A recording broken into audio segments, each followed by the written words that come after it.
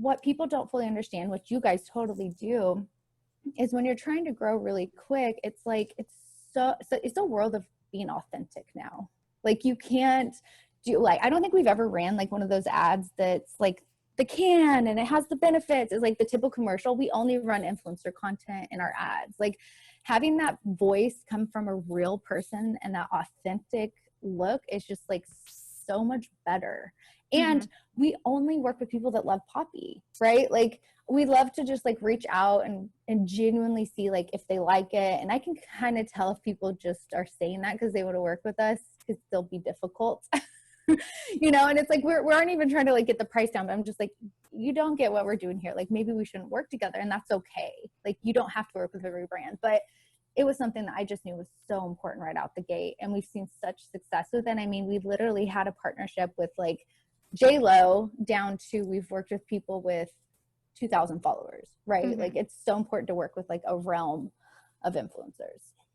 Interesting. Yeah, that's a really great point, and I'm glad you brought it up, because I do think a lot of brands think, well, oh, I don't have the budget to pay these, influencers who have 2 million followers, because each post is $6,000, and that's just like not realistic or sustainable for their business. But it's so true that you really like starting from someone who's a micro influencer, because they still have a reach, and if not arguably a more impactful reach with their audience, or like relationship with their audience, because they are smaller. I think like there's this conversation now with influencers who, have the million or are in the millions, range, that they might not have as good of ROI, just because they're so big that people feel like it's more of a disconnect. Like they can't relate as much to those influencers as they can the micro ones, who feel more like they could be their friend who's recommending a great product to them. Yeah, we found that to be true at Poppi. For example, if you're working with someone, in the, 10,000 to 100,000 follower range, the people that are following them like want to know what they're doing. They're not just following them because they have 1 million followers and it's like, oh, that's a cute outfit. Like, okay, I'll like it, the picture from time to time.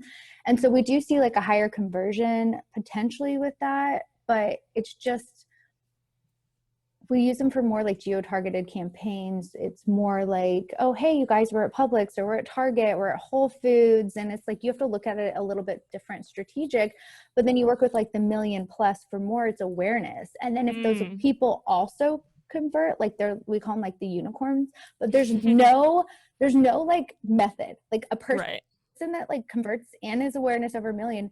I couldn't tell you who it is before you work with them. And then if you work with them again, you don't know what's going to happen. Like influencer marketing at the end of the day is a guessing game, but that's okay. That's what marketing is at the end of the day. And it's okay that it's just awareness. That's literally goal number one. And then if it converts, fantastic. That's how you have to look at it. And if you try to look at it the other way, like you won't be happy with influencer marketing.